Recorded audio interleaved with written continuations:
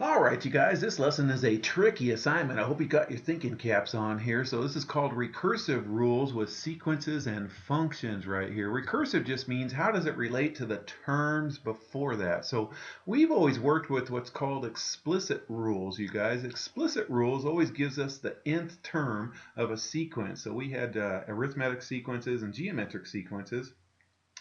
And n represented the position in our sequence right here. So a recursive rule is really similar, you guys, except recursive rules, it always starts off with the beginning term or the beginning term. So it might start off with a sub 1 or a sub 1 and 2. Sometimes it starts off with a sub 0, and then you get a sub 1 after that. So anyways, it starts off with the beginning terms, and then it writes a recursive equation, an a sub n sort of formula that somehow relates the previous term. So the previous term of a sub n is a sub n minus 1.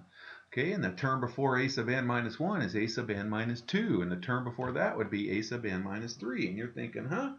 Well, I'll show you in just a second, you guys. So write the first 6 terms of this sequence right here. Okay, so here's the first term. Even though it says a sub 0 equals 1, this is our first term of this sequence right here. Okay, and then the rest of the terms can be determined from this formula. So a sub n is the term before a sub n, which is a sub n minus 1. Okay, and then we add 4 to that. So it said write the first 6 terms. Well, we know the first term is this one, so there it is right there. So the second term is a sub 1. So it's going to equal a sub 1 minus 1 plus 4. Okay, the third term is a sub 2, which is a sub 2 minus 1. I'm just plugging in the n right there. A sub 3 is a sub 3 minus 1 plus 4. A sub 4 minus 1 plus 4. And then finally, this is our 6th term. It's a sub 5 minus 1 plus 4. Okay, well, let's just do those minus 1 actions right there. All right, now we're just going to go and use the previous term. So a sub 0, they gave us that. That equals 1. So 1 plus 4 equals 5. Okay, and then now this is a sub 1 equals 5, so I can plug in 5 right there. 5 plus 4 equals 9. Okay, now look, a sub 2 equals 9, so we can plug in 9 right there for that a sub 2. 9 plus 4 is 13. All right, and then plug in 13 plus 4 is 17. And then, so this is a sub 4, so we can plug in 17 right there. 17 plus 4 is 21. So what are the first 6 terms? They're those numbers right there. Now check these out, you guys. This goes plus 4, plus 4, plus 4, plus 4, plus 4, plus that number right there. This is an arithmetic sequence, and this would be called our recursive rule. Okay, we'll talk about that in just a second. Here's another one right here. Okay, this one's going to end up being a geometric. You're going to see it's going to be multiplied by 3 all the time. So our starting number this time is a sub 1. Okay, so a sub 1 is going to be 1. A sub 2 is going to be 3 times a sub 2 minus 1, and so on. Okay, so we plug those in right there. So a sub 2 is 3 times a sub 2 minus 1, which is 1. 3 times a sub 3 minus 1. 3 times a sub 4 minus 1. 3 times a sub 5 minus 1, which is 4. Here's 3 times a sub this number minus 1. Okay, just plugging in those numbers right there. All right, you guys, well, now we use the previous term. So a sub 1 is 1, so this one's going to be 3 times 1, which is 3. Okay, a sub 2 now is 3, so this is going to be 3 times 3, which is 9. Okay, now we're going to plug in 9 right there for a sub 3. So 3 times 9 is 27. 3 times 27 is 81. Finally, 3 times 81 is 243. So there's our first 6 terms. Can you see that these are going times 3 times 3 times 3 times 3 times 3 times that number right there? So a recursive rule always deals with our R if it's geometric, or our D if it's arithmetic, and then somehow in relation to our term before that. Remember, a sub n minus 1 is the term that's before a sub n, and so we got to have a starting point, okay, which is a sub 1. So here's our rules, you guys. So arithmetic is a sub n equals the term before that plus d. Okay, and d is our common difference. And then geometric is the a sub n is r times the term before that, a sub n minus 1. And then both of these guys need to start with a sub 1, okay? Sometimes it needs to start with a sub 0. I'll show you several examples. So write a recursive rule for the sequence. Okay, put that thinking cap on right here. This one's kind of easy. So 3 plus 10 is 13, plus 10 plus 10 plus 10. Okay, so can you see that this is a sub 1 and d equals 10 right here?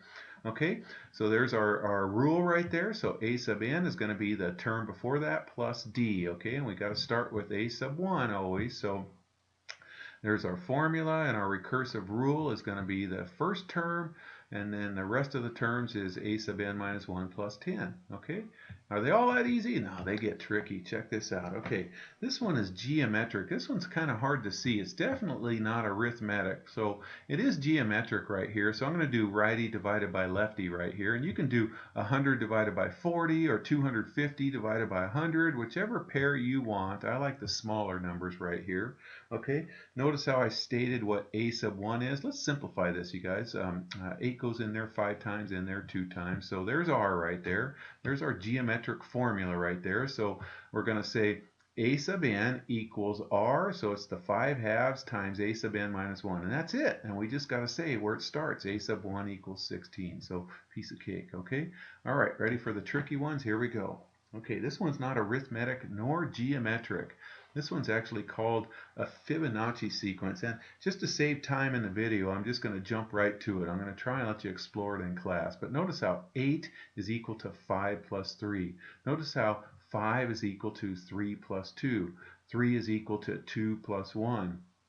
Okay, 2 is equal to 1 plus 1. So what happens is each term is the sum of the two previous terms. Okay, so we need to state what the two first terms are so we can say it's the sum of the two previous terms. So a sub n equals, this a sub n minus 2 is the two terms before that plus the term before that. Okay, if this is a sub n, then a sub n minus 1 is the term before that, and a sub n minus 2 is the term before that one right there. Okay, so for example, 5 is equal to 2 plus 3.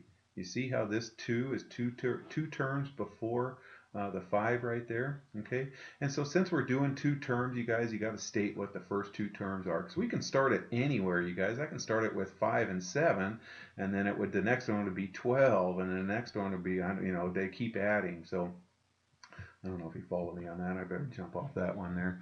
All right, how about this one here, you guys? So 1 plus 1, and let's see, 2. Okay, so what I'm going to do, here's another trick, you guys. It's just going to take a while to explore these tricks. I'm going to let this guy be a sub 0, okay?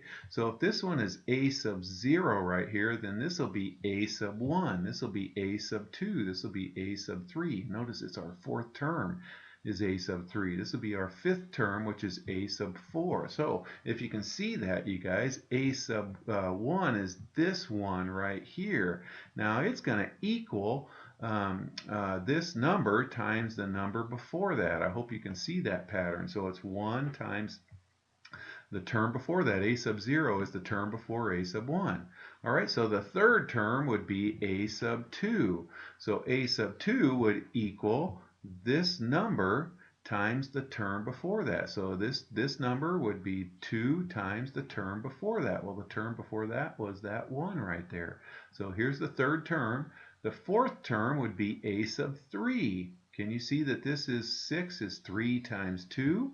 Okay, so the fourth term is 6, and that's what 3 times the term before that is, which is 2. Here's the fifth term. This would be a sub 4. Can you see this is 4 times the term before that? So if we can use that pattern, making sure that this starts with a sub 0, so 4 times 6 is 24. So the sixth term would be a sub 5. So it's going to be 5 times the term before that, 24. It's going to be 5 times a sub 4, which is 120 right there. So there's our recursive rule. It's a sub n is n times a sub n minus 1, and then we just had to start with this being a sub 0 right here. Our first term is a sub 0. So this is our second term, which gives us a sub 1. Okay. All right. So Here's another one right here. Okay, again, I'm just saving time. The trick on this one is you got to start right here, and then you have to notice that this term equals the term before that minus the term before that. So the third term equals the second term minus the first term right there. Okay, so 18 equals 8 minus a minus 10. So check this out, you guys. Here's the fourth term, 1, 2, 3, 4. Can you see that this 10 equals the term before that minus the two terms before that? 18 minus 8, okay? So since it happens in that pattern, then our rule is a sub n equals the term before a sub n, which is a sub n minus 1, minus the term before that, a sub n minus 2. And since you're dealing with two terms right here, then we got to state the first two terms. So a sub 1 is this one, and a sub 2 is that one, and then all the other ones can be found by taking the term before that minus the term before that, which is if a sub n, then the term before that's a sub n minus 1, and the term before that is a sub n minus 2. All right, how about this one right here? Okay, so check this out, you guys. The second term is 2 times the first term right there. Is this third term 3 times the second term? Is this fourth term 3 times the third term right there? Yes, yes, yes. Okay, so a sub n is going to be n times the term before that, n minus 1. Okay, and you got to start somewhere, you guys. So we started at the series of 1. All right, now one more with fractions right here, you guys. Okay, the trick on this one is to recognize this is 1 over 1. So it's 1 over 1, 1 over 2, 1 over 6, 1 over 24. Okay, it's 1 over everything, you guys. Okay, all right, so if you notice from the last one, you guys, the number 6, where all those numbers are these denominators right here. So in number 6, we got this fraction, we got this answer. The nth term is n times a sub n minus 1, except these are in the denominators right here. So the n is going to sink in the denominator right there. So a sub n is going to be the term before that over n. And you're thinking, what? How does that work? Well, check this out, you guys. Let's pick the third term, which is this 1/6 right here. The third term is going to be the second term over this number right here, 3. Okay, so the second term is 1/2. 1/2 over 3. If you have a denominator that's in a numerator, it slides and gets down and multiplies with that one, so it becomes 1/6. Let's see if that works on the fourth term. The fourth term is this is going to be this term over 4. Okay, so is this term 1/6 over 4? Does that equal 1/24? That's yeah. Okay, the fifth term would be the fourth term over 5. 1/24 over 5 would be 1 over 120 right there. Okay, so that's the rule right there. All right, you guys, have fun with that assignment. Take care.